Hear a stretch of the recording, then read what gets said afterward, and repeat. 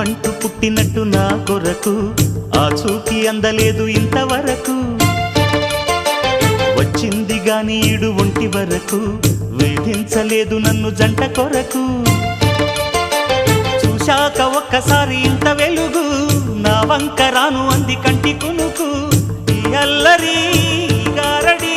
నీ లీల అనుకోనా నీ పేరు ప్రేమ అవునా ఇవాళే నిన్ను పోల్చుకున్నా